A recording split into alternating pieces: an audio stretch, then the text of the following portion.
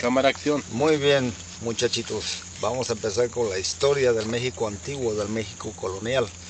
Nos encontramos entre los límites del estado de Morelos y el estado de Guerrero. Nos encontramos prácticamente la línea divisoria, por decirlo así. Y nos encontramos en un punto muy famoso llamado el Veladero. En este punto se le llama el Veladero porque había muchos difuntos, mucha gente que mataban cuando los atracos a la corona, y parte de esta región pues había veladoras, de ahí viene el nombre del Veladero.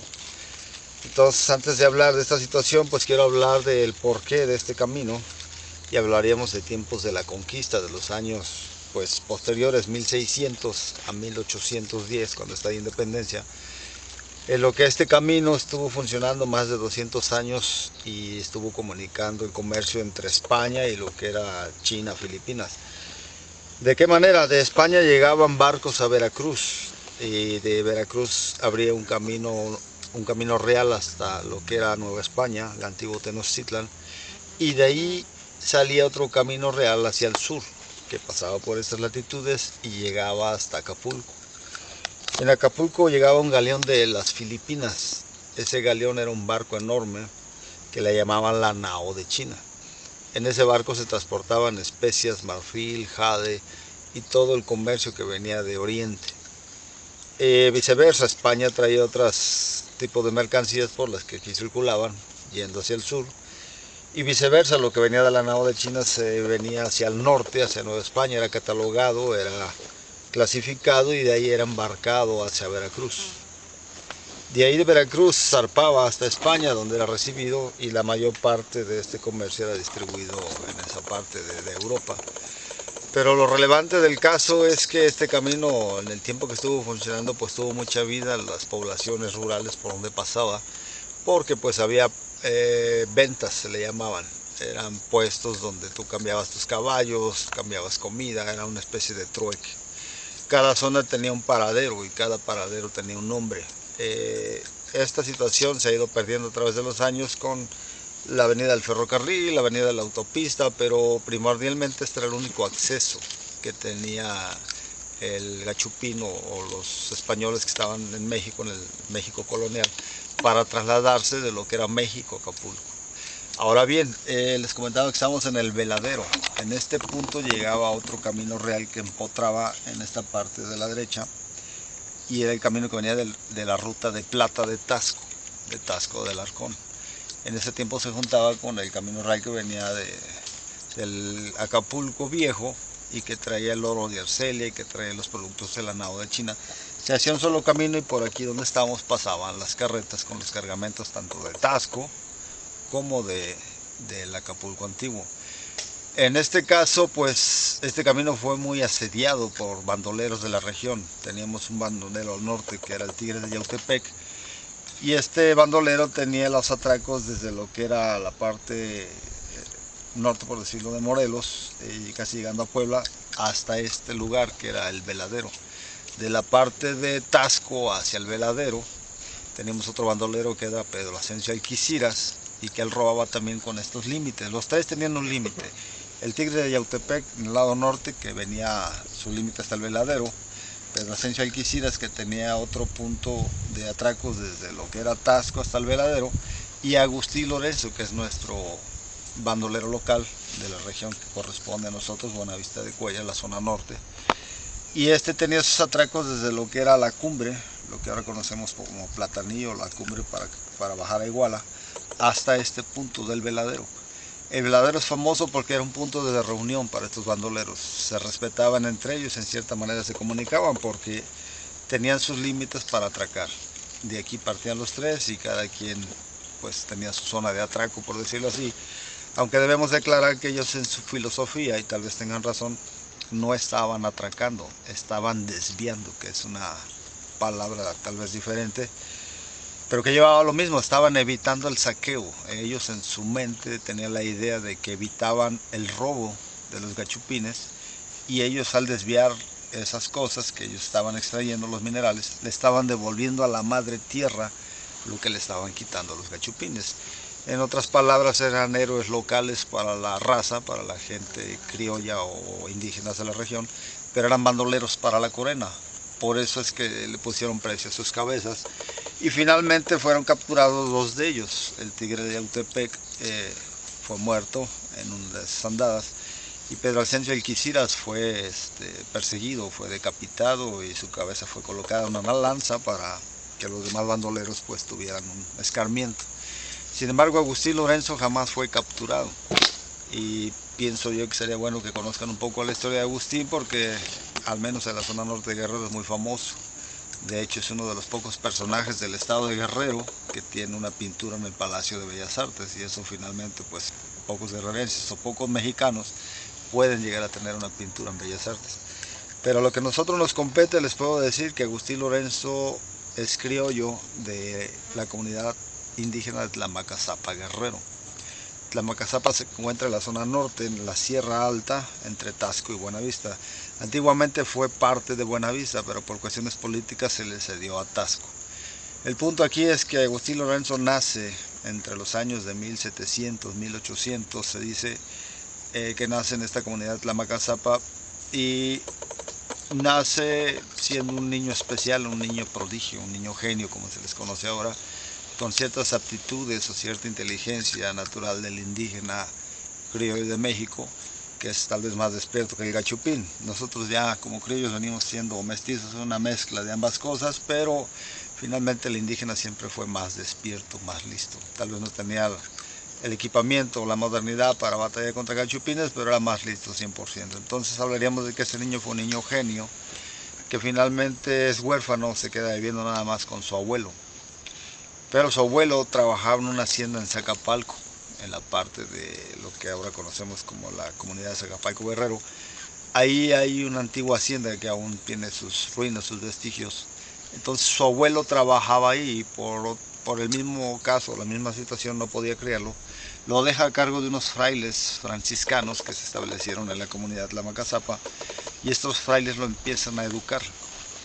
Pero dentro de la educación que le daban, el niño era tan ávido, tan despierto por ser un niño genio, que capturaba toda la información como una esponja. Se da cuenta uno de los frailes franciscanos, y resulta que el fraile también sabía de alquimia, sabía de situaciones esotéricas, de lo que sería magia blanca, por decirlo así, o artes ocultas, y lo empieza a instruir sobre esta situación. Le empieza a explicar del bien, del mal, del Dios, del diablo, y finalmente el muchacho crece hasta la edad de unos 15, 16 años. Y en ese tiempo, pues, él se dedicó a traerle el almuerzo a su abuelo, a Zacapalco. Bajaba de la comunidad de Tlamacazapa atravesando la sierra, y le llevaba el almuerzo todos los días. Un buen día llega y se da cuenta que su abuelo está muy mal herido. Resulta que el capataz lo había maltratado, lo había golpeado por el simple hecho de haber tomado un pedazo de caña para quitarse la sed. Y eso era algo que tenían prohibido los peones indígenas en ese tiempo. No podían tomar nada de los productos que ellos estaban sembrando, ni siquiera para su consumo. Así que el cacique lo ve y lo empieza a golpear al punto casi de medio matarlo. Entonces el abuelo era tan mayor ya, a su edad tan grande, que no soportó la golpiza. Cuando Agustín Lorenzo llega, lo encuentra mal herido, lo toma en sus brazos y jura vengarse. El abuelo muere. Agustín Lorenzo en ese momento se va, jurando vengarse del hacendado, del capataz y de todos los gachupines que pudiera matar a lo largo de su vida. Y agarra camino rumbo a Tlamacazapa, pero en un punto intermedio llamado Los Tiales, se da cuenta de que en ese lugar había energías que él podía palpar por la educación que había tenido de este fraile franciscano que le enseña las artes ocultas, y comienza a pensar en si puede hacer un pacto con el diablo. Pero entre el sí y el no, conforme va caminando, se encuentra con una pequeña víbora que estaba partida por mitad. Entonces él le da tristeza, la toma entre sus manos, y con un poco de saliva la une, pega ambas partes, y enseguida la culebra se convierte en una hermosa mujer, la cual le dice: gracias por haberme salvado y por haberme pegado, porque un campesino pasó y me cortó en dos. Dice: en agradecimiento te voy a llevar con mi padre. Resulta que Agustín Lorenzo, sin saberlo, pues sigue a la muchacha por el encanto propio de la belleza de la mujer. Y resulta que la mujer llega hasta una cueva conocida en ese lugar, que comúnmente se decía que ahí vivía el diablo. Y sí, finalmente resulta que el padre de la muchacha es el chamuco, como se le conoce en la lengua indígena, el chamuco, el chaneque o el diablo. Así que el diablo le dice que qué es lo que quiere en agradecimiento por haber salvado a su hija. A lo que Agustín Lorenzo responde que él quiere poder para batallar y darle batalla a los gachupines para acabar con los que más se pueden. Así que Agustín Lorenzo le da poder y le dice: te voy a dar un regalo. Toma una cajita y se la entrega y le dice: no la destapes hasta que llegues a tu casa y sea medianoche. Agustín Lorenzo se va con la idea de que puede ver la cajita, llega a su casa, la tapa y resulta que a medianoche tiene que destaparla para darle de comer a lo que supuestamente está ahí. Y resulta que es un caballito pequeño, así que le da de comer, se va a dormir Agustín Lorenzo y al otro día tiene un caballo enorme que supuestamente había crecido de la noche a la mañana, pero era un caballo mágico. Era un caballo que se decía que traía las espuelas al revés, para que los gachupines cuando querían irlo correteando en una dirección, pues pensaban que era otra, ¿no? Y este caballo tenía la característica que podía, entre comillas, volar de un cerro a otro, trasladarse de un cerro a otro. Aunque aquí pues cabe hacer el análisis o el énfasis de que pues parte de la historia de lo que les estoy contando de Agustín Lorenzo tiene una parte histórica, real, tiene una parte ficticia que viene siendo la fábula o la fantasía. Tenemos que ser ecuánimes entre este balance porque Agustín Lorenzo está empapado en las dos situaciones. Tanto existió y fue alguien real como tanto tiene una fábula histórica por el pacto con el diablo. Pero nos vamos sobre la misma línea. Entonces Agustín Lorenzo se empauta con el diablo y hace el arreglo de darle las vidas de los gachupines que mate a lo largo de su batalla contra ellos. Y a partir de ahí se vuelve un bandolero. Empieza a matar primordialmente a los hacendados de las haciendas que acababan discriminando, maltratando a los indígenas. Y a partir de ahí se aboca al camino real, por el que estamos ahorita explorando y fotografiando. Y comienza a desviar los cargamentos de la corona española y a matar gachupines, a matar realistas, que eran los soldados de la corona, se les llamaba realistas. Y comienza una serie de aventuras, una serie de leyendas, de historias en las que Agustín Lorenzo se ve involucrado, a tal grado que nos podría llevar tal vez días a hablar de todas las fábulas, todas las historias que tiene Agustín Lorenzo. Cada comunidad va cambiando sus versiones, pero sigue manteniendo la historia del famoso caballo negro o del charro negro, que no es otra cosa más que Agustín Lorenzo. La gente de la zona norte del estado de Guerrero y la zona sur del estado de Morelos, pues nos puede dar fe de que todo lo que era el camino antiguo de carretas tiene historias relacionadas con un charro negro, que se entiende que no era otra cosa más que el bandolero Agustín Lorenzo. Ahora bien, como les decía al inicio, Agustín Lorenzo se alía con otros bandoleros de la región. Aquellos bandoleros fueron capturados, fueron heridos y finalmente pues Agustín Lorenzo se ve en la necesidad de tener que trasladarse a otras latitudes por la situación de que ya lo venían persiguiendo. Sin embargo, se dice que a lo largo del camino real pues dejó algunos tesoros escondidos, y cierta fábula o leyenda, que es lo que nos habla de esto, es de que para tener acceso a esos tesoros tienes tú que venderle tu alma al diablo. Es decir, para sacar un tesoro tienes que empautarte con Agustín Lorenzo para que te ceda los derechos, por decirlo así, del tesoro, o te dé la encomienda de que tú seas quien los pueda tener, usar o consignar o tenerlos a resguardo. Y una de las cuestiones que marca ahí es que finalmente cuando tú empautas con Agustín Lorenzo, lo que él te pide es una manda. Una manda es un pedimento. Él solicita que se lleven 11 arrobas de cera, que son 11 cargas de 11 kilos aparentemente, al Vaticano, a lo que vendría siendo prácticamente el Vaticano en Roma, donde está la mayor fuerza cristiana y donde supuestamente al hacer esto él queda exonerado por todas las muertes que tuvo en este camino real y queda perdonado, por decirlo así. Sin embargo, pues es muy complejo, es todo un proceso. A nosotros lo que nos compete como museógrafos o historiadores es pues darle un trabajo histórico o fotográfico a esta región para que quede a la información de las nuevas generaciones. Pero es muy bonita la historia de Agustín Lorenzo. Como les decía, finalmente tiene que ser sacado de esta región y se va a refugiar a Tlaxcala. Sin embargo, en Tlaxcala ya sabían de sus historias, de sus fechorías, y no es bien recibido, por lo que se traslada a Puebla de Los Ángeles, donde finalmente se establece. Sin embargo, dentro de sus correrías, Agustín Lorenzo era muy famoso en el aspecto de tener un magnetismo por ser bandolero con las mujeres. Y una de estas mujeres resulta ser la hija del corregidor de Puebla, que se enamora de él. Lo empieza a cartear, le empieza a mandar emisarias con sus nanas, con las personas que estaban a cargo de su cuidado. Y Agustín Lorenzo accede a verla, se enamora de ella y finalmente la rapta en un famoso rapto que le llaman de la doncella.